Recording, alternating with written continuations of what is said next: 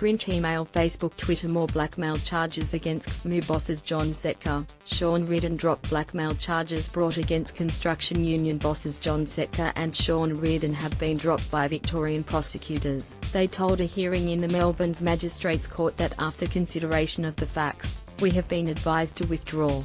The charges related to allegations the pair from the construction, forestry, mining and energy union, SSMEU, had spoken to executives at Boral about not supplying concrete to Melbourne worksites run by construction giant Grokken. When told the prosecution intended to withdraw the blackmail charges, Magistrate Charles Rosenschk said, "I think it's a very sensible decision."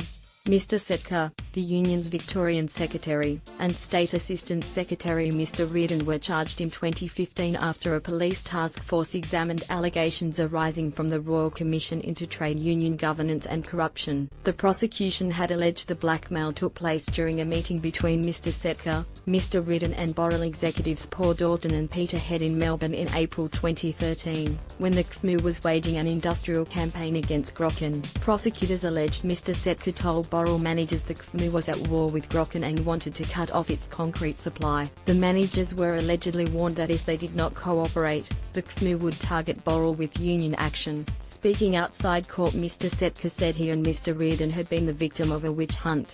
There was a conspiracy, the Liberal government, a few other people, anti-union law firms all conspired, he said. That all came out in time. We'll be saying a lot more about this in the coming days.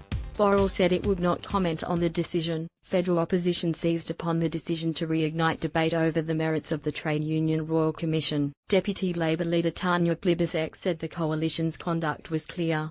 "We've said from the beginning that the Trade Union Royal Commission is a politically motivated witch hunt," Ms. Plibersek said. "They were so keen to do the Trade Union Royal Commission, hoping that it would take some paint off their political opponents. This is the government that insisted that Royal Commission was more important than the Banking Royal Commission." SSMEU, most notorious union in Australia, Cash, the federal government defended the Royal Commission's recommendation of the charges. Jobs Minister Michaelia Cash, who has routinely referenced Mr. Setka and Mr. Reardon's alleged conduct in federal parliament, said the decision to drop charges was a matter for the Victorian police. "If you want to stand here and ask questions about justification of the SSMEU's behaviour, I think you'd be sadly misguided," she said. "They are the most notorious union in Australia. I think we're up to about $14 million in fines that have now been handed out against the SSMEU for unlawful behaviour." Senator Cash argued the recommendations went further than calling for criminal investigations to be launched, and the Turnbull government had implemented its findings through decisions such as restoring the Australian Building and Construction Commission, ABCC.